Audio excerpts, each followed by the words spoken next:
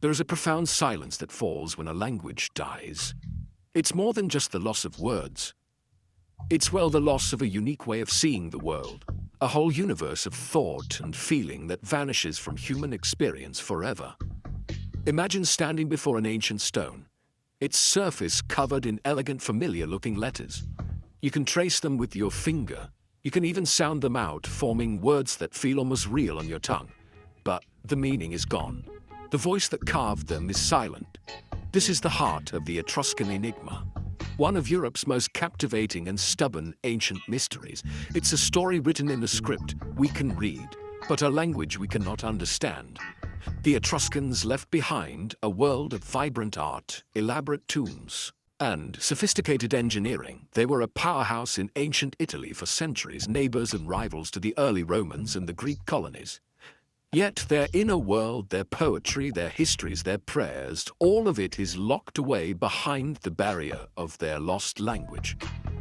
It's a deeply emotional puzzle. We can see the faces they painted, the jewelry they wore, the gods they worshipped, but we cannot hear their stories in their own words. The silence is almost deafening, a constant reminder of how fragile our own cultural memory truly is. It pulls us in, daring us to listen closer to the faint echoes that remain. This is not just a dusty academic problem, it is a human story. It speaks to our deep-seated need to connect with those who came before us. To stand in the ruins of an Etruscan city is to feel the weight of this silence. You look at the inscriptions on a sarcophagus and you know a name is there, you know a life was lived, but the details, the personality, the essence of that person are just beyond our grasp. The Etruscan script is a ghost. It haunts the hills of Tuscany, a beautiful, tantalizing specter of a civilization that has slipped through our fingers, leaving behind just enough to make us yearn for what has been lost. The quest to unlock the Etruscan language is therefore a quest to reclaim a piece of our shared human past. It's an attempt to give a voice back to the silent. Every new discovery, no matter how small, feels like a breakthrough, a tiny flicker of light in a vast darkness. It's a journey driven by more than just curiosity. It's driven by a sense of duty to those who left their marks on stone, hoping to be remembered. The Etruscan mystery reminds us that history is not just a collection of facts and dates. It is a vast unfolding story, and some of its most compelling chapters are the ones that are still waiting to be read. To understand the Etruscans, you have to place them on the map of the ancient world. They flourished in the land we now call Tuscany, in central Italy, a region known then as Etruria. Their civilization rose to prominence around the 8th century BC and held sway for nearly 500 years. This wasn't some isolated tribe in the wilderness. The Etruscans were at the very crossroads of Mediterranean culture. They were seafaring traders, their ships sailing the Tyrrhenian Sea, which was named after them. The Greeks called them Tyrannoi. They brushed shoulders with the Phoenicians from the east, the Greeks who had settled in southern Italy, and the nascent tribes of Latins to their south, who would one day become the Romans. Their world was a dynamic and competitive one. They were not a single unified empire, but a league of powerful independent city-states, much like the Greeks. Cities like Veii, Tarquini, and Caere were wealthy hubs of commerce and culture. They controlled fertile lands and rich mineral deposits, especially iron, which gave them an economic and military edge. Their influence spread far and wide. You can find Etruscan pottery and metalwork from the Alps in the north to Carthage in North Africa. They were a major player, a sophisticated society that shaped the destiny of the Italian peninsula long before Rome rose to dominate it. The Etruscans were a bridge between the older civilizations of the Near East and the emerging powers of the West. They absorbed ideas, technologies, and artistic styles from all around them, but they never just copied. They adapted everything, creating a culture that was uniquely their own. They took the alphabet from the Greeks, but used it to write their own mysterious language. They adopted Greek myths, but reinterpreted them through the lens of their own complex religion.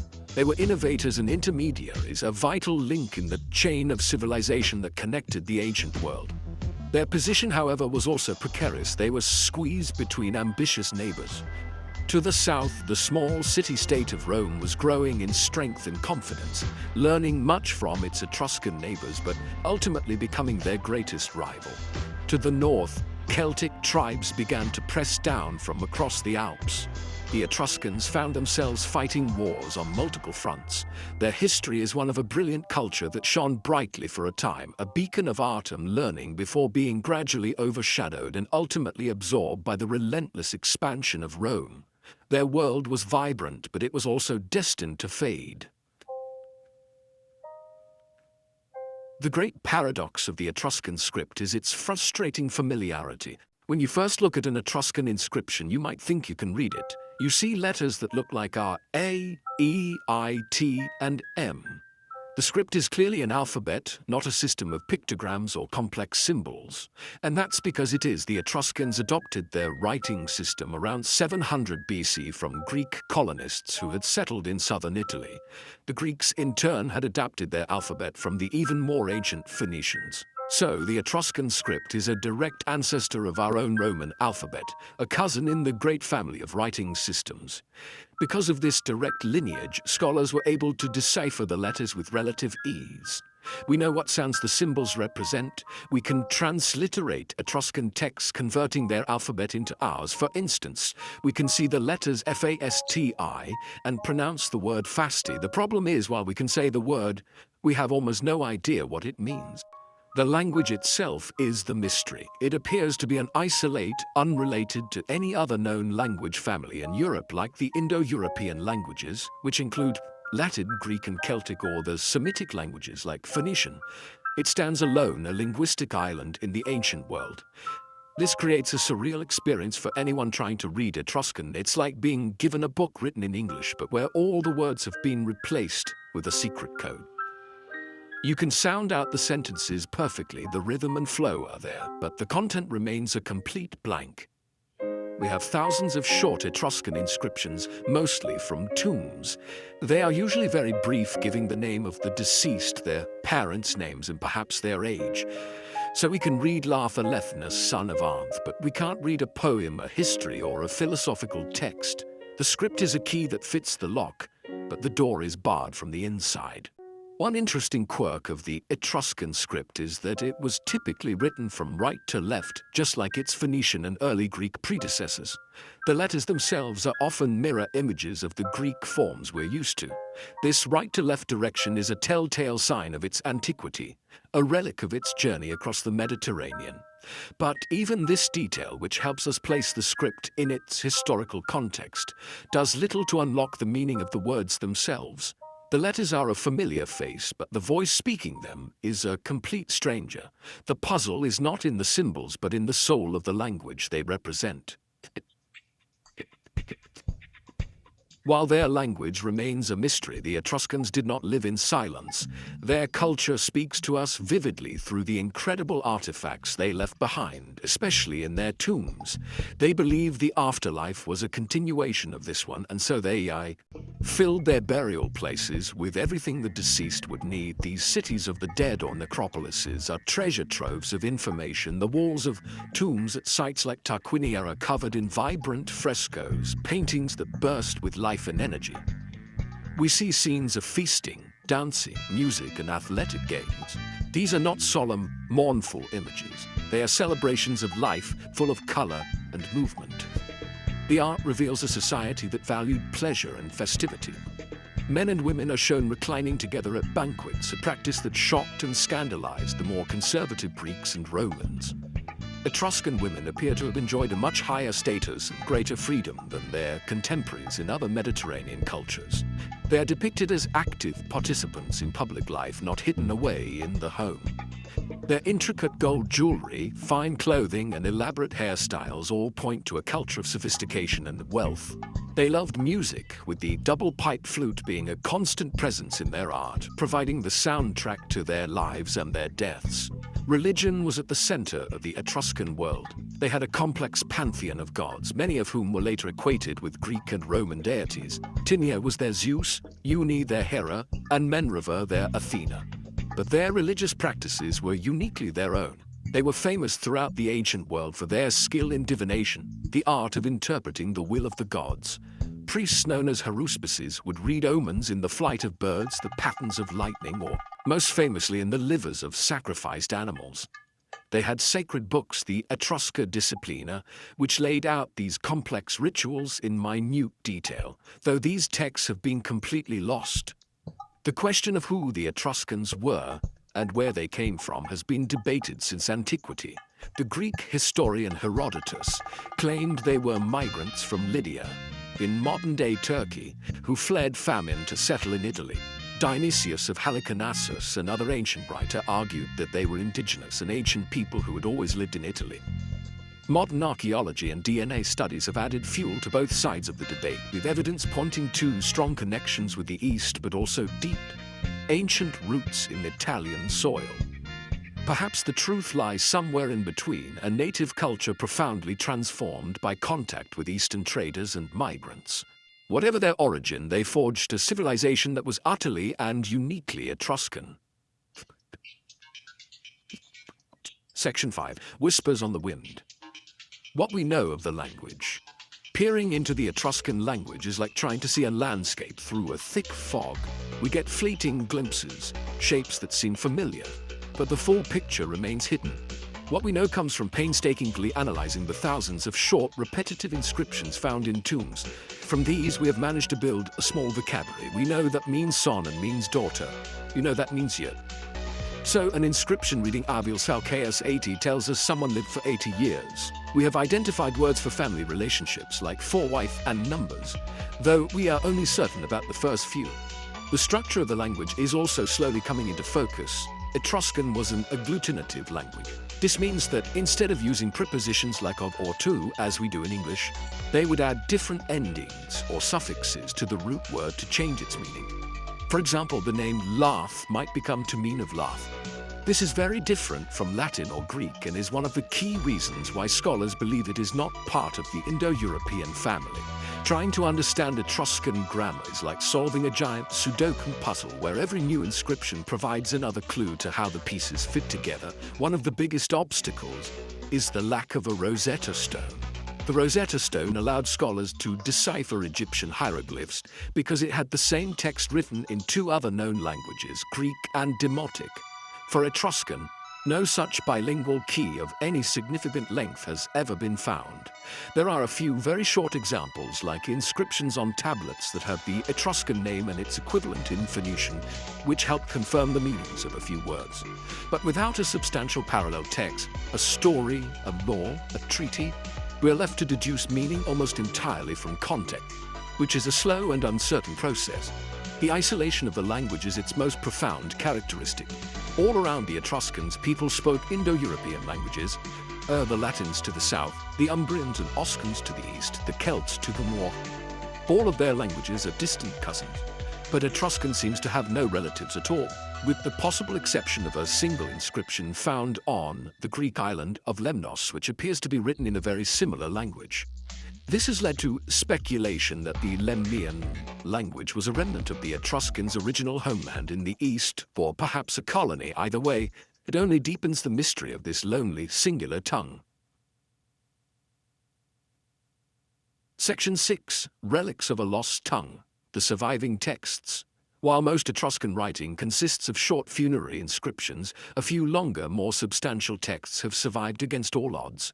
These are the crown jewels for Etruscan scholars, our best hope for ever making a major breakthrough. The most famous and most bizarre of these is the Linen Book of Zagreb. This is the longest single Etruscan text we have, with around 1,200 words. In a strange twist of fate, the book, originally a long linen scroll, was torn into strips in Roman times and used to wrap an Egyptian mummy. The mummy was acquired by a Croatian collector in the 19th century, and the wrappings went unnoticed for decades. When the text was finally discovered, it was a revelation. It appears to be a ritual calendar detailing the religious ceremonies and offerings to be made on specific dates. It contains the names of gods and a host of words related to rites and sacrifices. While we still can't understand the full sentences, its repetitive, formulaic nature has allowed linguists to identify patterns and potential meanings of recurring words. The is our most precious resource, a fragile link to the sacred heart of Etruscan religion, preserved by the dry sands of Egypt and the sheer chance of history. It's an almost unbelievable story of survival. Another vital artifact is the This is a stone tablet, a boundary marker discovered near Perugia in 1822. It contains a 46-line inscription of about 130 words. The text appears to be a legal document recording a contract or agreement between two families concerning the use of a piece of land that contained a tomb. Because it deals with a specific practical matter, it has been invaluable for understanding words related to law, property, and family. The names of the two families, Velfina and Afuna, are clear, as are terms that seem to relate to boundaries and agreements. It's a slice of the everyday legal life of the Etruscans, carved in stone. Finally, there are the Pyrgi tablets. Discovered in 1964 at the site of the ancient port of Pyrgi, these 3 golden plaques are the closest thing we have to a Rosetta Stone. One is written in Phoenician and the other 2 contain a parallel text in Etruscan. They record a dedication of a temple by Thafari Velianus, the ruler of Caere, to the Phoenician goddess Astarte. This was a monumental discovery. It allowed scholars to definitively translate several Etruscan words, including the word for 3, and to confirm the meaning of phrases related to religious dedications. But at only about 40 words, the text is frustratingly short. It was a huge leap forward, but it was a single step, not the end of the journey. Section 7, The Shadow of Rome, Decline and Preservation. The fate of the Etruscan language and script is inextricably linked to the rise of its neighbor, Rome. For centuries, the Etruscans were the dominant force in central Italy. They were culturally and technologically more advanced than the early Romans. In fact, early Rome was heavily influenced by them. The Roman toga, the symbols of power like the fasces, a bundle of rods with an axe, and even some of their gods and rituals were borrowed from Etruria. Several of Rome's early kings were of Etruscan descent, but as Rome grew in military power and political ambition, the relationship shifted from one of influence to one of outright conflict. Starting in the 4th century BC, Rome began a systematic conquest of the Etruscan city-states. It was a long and bitter struggle. The city of Veii, Rome's great rival just a few miles away, was destroyed after a legendary 10-year siege. One by one, the other Etruscan cities fell to the relentless advance of the Roman legions. As Rome's political control solidified, Latin began to replace Etruscan as the language of power, commerce, and administration. The Etruscan elite, wanting to maintain their status, started adopting Roman customs and speaking Latin. The Etruscan language retreated from the cities into the countryside, becoming a rural dialect spoken by fewer and fewer people. The decline was gradual but irreversible. By the 1st century BC, the Etruscan language was likely spoken by only a handful of people, perhaps a few priests who still knew the ancient rituals. The Roman Emperor Claudius, who lived in the 1st century AD, was a keen antiquarian with a fascination for the Etruscans. His first wife was of Etruscan descent, and he wrote a 20-volume history of their people and even compiled an Etruscan dictionary. Tragically, all of his work has been lost. It represents our last best chance to have understood the language, a library of knowledge that vanished into the mists of time. After Claudius, the Etruscan language seems to have gone completely silent. Yet, paradoxically, the Roman conquest also helped preserve what little we have. The Romans had a deep respect for the Etruscan art of divination and continued to consult Etruscan priests for centuries. This religious conservatism meant that some ritual texts were maintained long after the language had died out in common use. Furthermore, the Roman custom of placing inscriptions on tombs ensured that thousands of Etruscan family names and funerary formulas were carved in stone, creating the vast but repetitive body of evidence we have today. Rome was both the destroyer of Etruscan culture and its unwitting archivist. Section 8, The Enduring Quest, Hope in the Face of Mystery. The search to unlock the Etruscan enigma is a story of persistence, passion, and the enduring power of hope. For over 2 centuries, linguists, archaeologists, and historians have dedicated their lives to piecing together this puzzle. It is slow, painstaking work. Every new tomb discovered, every fragment of pottery with a few scratched letters is scrutinized for clues. Scholars compare every inscription looking for recurring patterns, new words, or grammatical structures that might shed a little more light. It is a detective story on a grand scale played out across millennia with evidence that is scarce and often ambiguous. This quest is sustained by a deeply romantic and human desire to connect with the past, to hear the voices of the silent. There is a sense of wonder in standing before an inscription that has been unread for 2,000 years and knowing that you might be the one to find a new key, a new piece of the puzzle. It's a field that attracts not just academics, but also passionate amateurs and dreamers, all drawn by the allure of the unknown. The hope is that one day a major discovery will be made, a long bilingual text, a lost dictionary, or even Claudius's lost history that will finally break the silence. Even without a major breakthrough, our understanding grows incrementally year by year. New scientific techniques like computational linguistics that can analyze vast amounts of text for patterns offer new avenues for research. Every small victory, like confirming the meaning of a single word or understanding a grammatical suffix, is celebrated. These small steps are what keep the field moving forward. It's a testament to the human spirit's refusal to accept that a part of our shared history should be lost forever. The search is as much about the journey as it is about the destination. In the end, perhaps the full mystery of the Etruscan language will never be solved. Perhaps their inner world will always remain just beyond our reach, but there is a unique beauty in that. The Etruscan enigma reminds us that the past is not a closed book, but a living landscape full of shadows and secrets. It teaches us humility, showing us the limits of our knowledge, and it fuels our imagination, allowing us to dream of the poems, histories, and myths that are still waiting in the silence.